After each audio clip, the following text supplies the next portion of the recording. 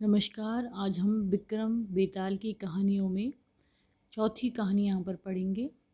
कहानी का शीर्षक है ज़्यादा पापी कौन। बेताल वापस से उड़ के पेड़ पर चला जाता है और पेड़ पर उल्टे लटके हुए बेताल को कंधे पे लाद कर विक्रमादित्य वापस रास्ता तय करता है। इसी बीच एक बार फिर बेताल राजा को एक कहानी सुनाता है। बहुत समय पहले एक भोगवती नाम की नगरी हुआ करती थी। उस नगरी में राज रूपसेन राजा का होता था। राजा को शादी करने का बड़ा मन था। एक दिन राजा ने अपने चिंतामणि नाम के तोते से पूछा, बताओ मेरी शादी किसके साथ होगी। तोते ने कहा, आपकी शादी मगध की राजकुमारी चंद्रवती से होगी। राजा ने तोते की बात सुनने के बाद एक ज्योतिषी को बुलाकर यही सवाल पूछा। ज्योतिषी ने भी राजा को उत्तर दिया। वो तोते की तरह ही था। तोते की तरह उसने बोला कि राजकुमारी चंद्रवती से आपकी शादी होगी। मगध की राजकुमारी को भी अपने होने वाले पति के बारे में जानने का बड़ा मन था। राजकुमारी ने अपनी मैना मंजरी से पूछा, अरे बताओ मेरा विवाह किसके साथ होगा। मैना ने भी राजकुमारी को बताया कि आपकी शादी राजा रूपसेन से होगी। इतने सुनने के बाद दोनों की नगर की तरफ से शादी का न्योता एक दूसरे को भेज दिया गया, जो कि स्वीकार हो गया। इस तरह राजा रूपसेन और राजकुमारी की शादी हो गई। शादी होने के बाद रानी अपने साथ मैना को भी लेकर आई। राजा ने अपने तोते से मंजरी मैना की शादी करवा दी और दोनों को एक ही पिंजरे में रख दिया। एक दिन क्या होता है, किसी बात को लेकर तोता और मैना दोनों में बहुत ज़्यादा बहस हो जाती है। मैना गुस्से में कहने लगती है, पुरुष तो पापी, धोखेबाज और अधर्मी होते हैं। तो तोता भी गुस्से में बोलता है, स्त्री भी लालची, झूठी और हत्यारी होती है। दोनों के बीच का झगड़ा इतना बढ़ जाता है कि यह बात राजा तक पहुंच जाती है। राजा ने दोनों से पूछा, क्या हुआ, तुम दोनों क्यों लड़ रहे हो। मैना ने झट से कह दिया, महाराज आदमी बहुत बुरे होते हैं। फिर सीधे कहानी सुनाने लग गई। उसने कहा, सालों पहले इलाहापुर नगरी में महादन नाम का एक सेठ रहता था। उस सेठ के घर शादी के कई सालों बाद एक लड़का पैदा हुआ। महादन सेठ ने उसको बड़े ही अच्छे से उसको पालन पोषण किया। अच्छे संस्कार मिलने के बाद भी सेठ का बेटा बड़ा होकर जुआ खेलने लगा। जुए की लत में वो सारा पैसा जुए से हारता चला गया। इसी बीच सेठ की मौत हो गई। जुए की लत की वजह से न तो लड़के के पास पैसे बचे और न ही पैसा कमाने वाला बाप। तो लड़का अपना नगर छोड़कर चंद्रपुरी नगर पहुंच गया। नए नगर पहुंचकर लड़के की मुलाकात कर्ज देने वाले साहूकार हेमगुप्त से होती है। लड़के ने अपने पिता के बारे में साहूकार को बताया और एक झूठी कहानी उसको सुना दी।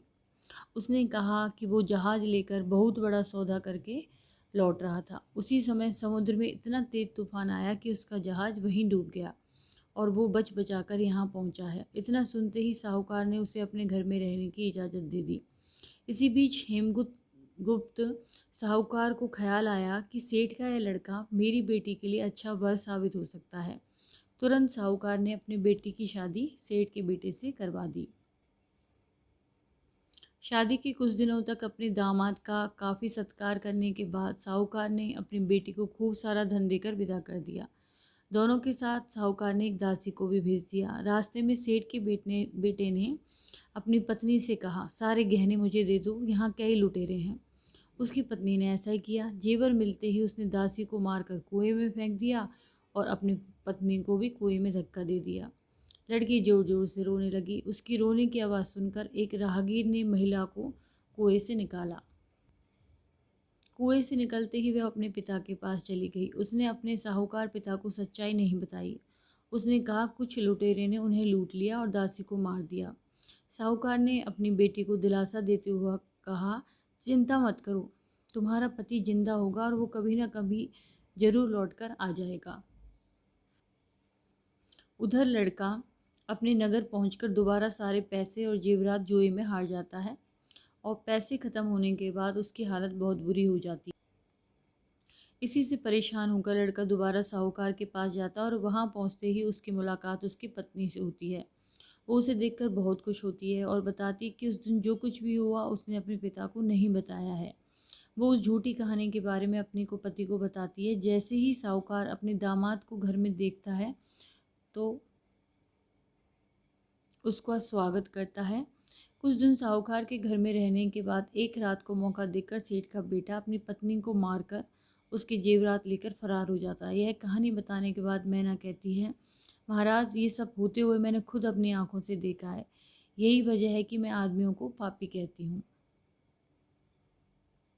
मैना की कहानी सुनने के बाद राजा तोते से कहते हैं, अब तुम बताओ स्त्रियों को बुरा क्यों कह रहे थे।